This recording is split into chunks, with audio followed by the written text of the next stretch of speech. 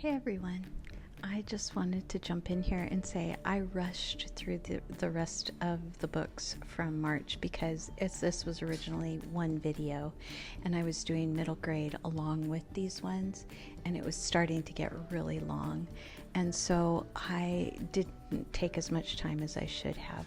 Also, I'm about to talk about some Tamora Pierce books, and we are going to do a read-along in June of those. So in June, Christy Lewis from Dostoevsky in Space and Victoria from Musical Bookworm and I are going to do a read-along of Tamora Pierce books, and it's starting with Alanna, which is one of the ones that I read here.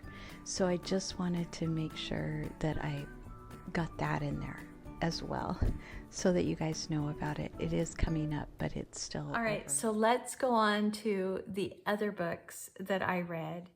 I read 2 Tamora Pierce books, and my friend Christy from Christy Lewis Dostoevsky in Space has talked a lot about these Tamora Pierce books, a different series from the one that I read, but I think she told me that this is like the same world as the ones that she's been reading. She has been reading, I think, The Protector of the Small is her favorite Tamora Pierce, but these ones are Alanna and In the Hand of the Goddess. And I have to say, I'm impressed. Like, I didn't expect to find kind of YA books that I enjoyed this much. I really enjoyed them. We are with a young girl who wants to become a knight, and she has a brother who doesn't want to become a knight. He wants to become a magician, and so they are twins, and they basically switch places so that one can go to night school and the other one can go to magician school, and they don't tell anybody except for like the squire that has to go with her to learn to become a knight.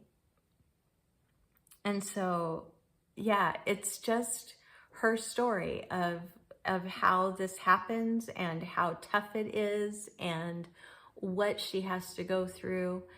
We hear a little bit about the brother, but not really that much. And maybe we will as the story goes on, but I've only read the first 2. And I will be reading more of them. I can guarantee it. I also read The Four Loves. I actually started this in February, but it kind of rolled over into March a little bit. And this is by C.S. Lewis. And I would, again, say that this is not my favorite C.S. Lewis, but I really enjoyed it. And I liked the way that it's set up almost like a teaching. And so we are learning about these different kinds of loves and kind of the subsets of those loves and the way that they manifest and the way that we need to be aware of them so that we can step out of one and into another when we need to. And that we can recognize the kind of love that is coming at us from other people and the kind of love that God has for us. A book that kept me chewing on it and thinking about it long after I was done with it. Really enjoyed it. My fantasy forum group decided to read Abhorsen in the month of March and finish up our Old Kingdom trilogy by Garth Nix. And it was not a disappointment in the least. It was wonderful. And Jack and Gemma and Sandy from Spread Book Joy, Gem of Books, and Ms. Reads a Lot. And I had a great time reading it. We love the animal companions. We like the magic system. We love the character of Lyriel. It's kind of ambiguous at the end, but it's on purpose because he did go on to write more books. However, I have read on, and I didn't love the next books in the world as much as I loved these three. I will say though that I'm now intrigued to find out if I would like them more upon reread. So I may go on and read more of them. And we haven't talked about, in the group, we haven't talked about what's next for us, but I did really, really enjoy rereading the Old Kingdom trilogy with them. Then I read a Mary Stewart mystery for March Mystery Madness, and that was Mary Stewart's Thornyhold, and I did it with Becca from Read Becca. And it was not at all what I was expecting. I think I went into it knowing that our main character was the daughter of a clergyman, and that he gets reassigned from being in the country to being more kind of city oriented.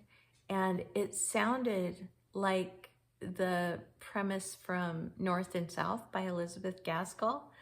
And so I think I was going into it thinking that maybe it was going to be a little more like that. It was nothing like that. Nothing at all like that. And the mystery in this one is not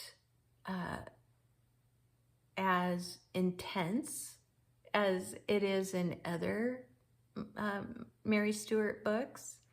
And the romance is barely there. And there's still just fabulous, wonderful characters. Loved the storyline. Was a little predictable, but it's cozy and it's very charming, just enchanting. We both really loved it, and we both felt like it was the perfect thing to be reading at the moment that we were reading it together.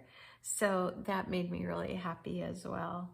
I read a book in the Glass Library series by C.J. Archer, and it's called Journal of 1,000 Years. This was my very least favorite, and honestly, I think I'm done, because the last one before this one also was really not my favorite. And so if any more come out in the series, I probably won't read anymore. I loved the series at the beginning, and I think this is the 5th book. And the series started off as a young girl in an alternate 1920s London where magic is just a part of the culture. And she becomes a librarian, and 1920s women aren't supposed to be working, you know, all of these other kinds of things. And so she's struggling against that, also struggling to kind of find out who she is. She feels that she has magic and comes from a magical background, but she doesn't know her parentage. And so she's trying to discover that. And that's the way that the series begins. And the first few books are like that. The 4th and 5th book are more about the romance that is developing, and the not just with the main character, but also with her best friend, and also with another character that is in it. And so it just becomes really romance heavy and less about the discovery and the mystery. Probably won't pick up another one of those. I read The Art of the Commonplace. This is by Wendell Berry. It is agrarian essays, and some of them I enjoyed more than others, as is often the case with a book of essays.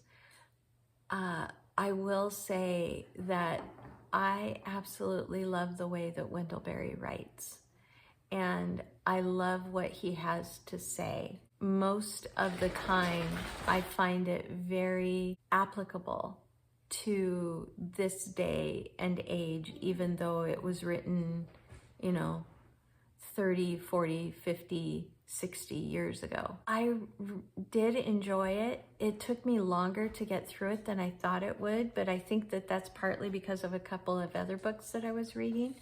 I don't think that it's my favorite Wendell Berry, but it is still well worth reading. And like I said, just beautifully expressed.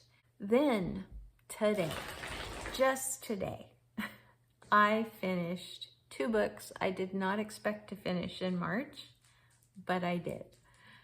So one was Anathem by Neal Stephenson, and the other was Ovid's Metamorphoses, translated by Stephanie McCarter. I'll tell you about Ovid first. Not the most poetic or lyrical of translations that I have read of Metamorphoses. It felt very much more like a verbal history, and the stories that she was telling and the way that she was telling them felt like, oral history, like passing down through the generations. Let me talk you through what you need to know, kind of thing. It was still written in the same kind of format that Ovid wrote in, as far as the way that things were set up poem-wise. They were put into stanzas, and each story was done that way. But it just didn't feel poetic in any kind of a way. So if you're someone that doesn't like the poetry side of Greek, and Roman and all of those different ancients, and you want something that feels a little more prose, this would probably be a good one for you. It's very easy to understand.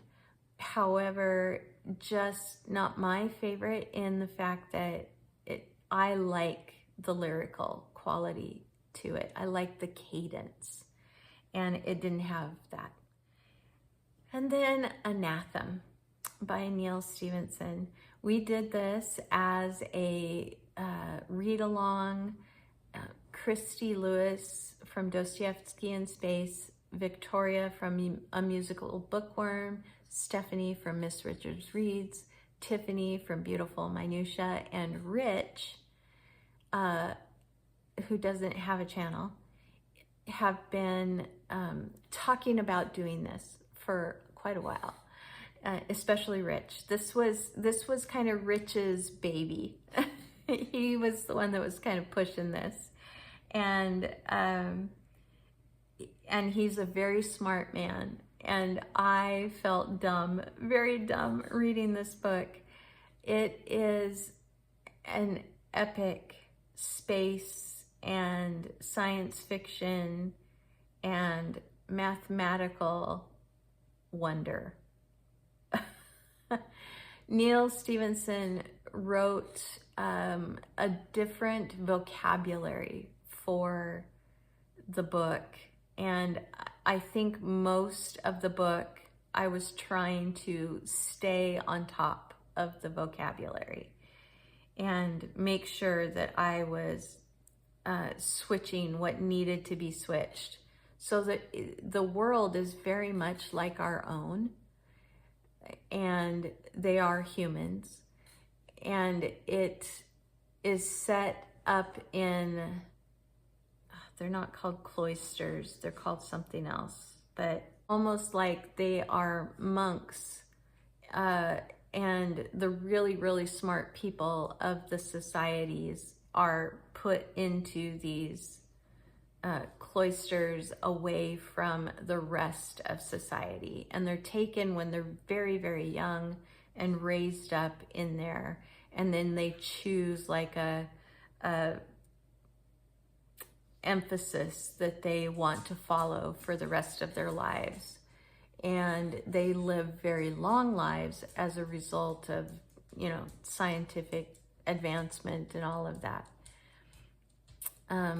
And the plot doesn't pick up in the book until probably about part 7, and I was just lost for so much of it, but I was having a good time because I really enjoyed our main character for the most part, and I love the loyalty and the friendships and the principledness of the characters.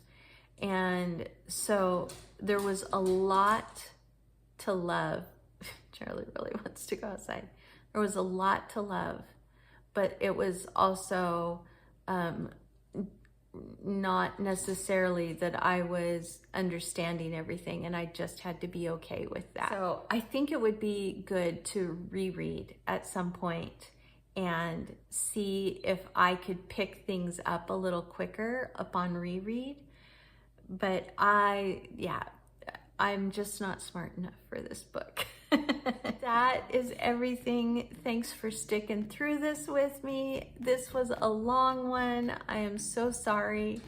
And I hope that you all had a lovely March as well, and that you are looking forward to April. I know I am. And so, yeah, leave me your favorite read that you had in March, and tell me what you are most looking forward to reading in April. And let's see, what else can I ask you? I don't know. Tell me whatever you want to. I'll talk to you all again very soon in another video. Thanks, everyone. Bye.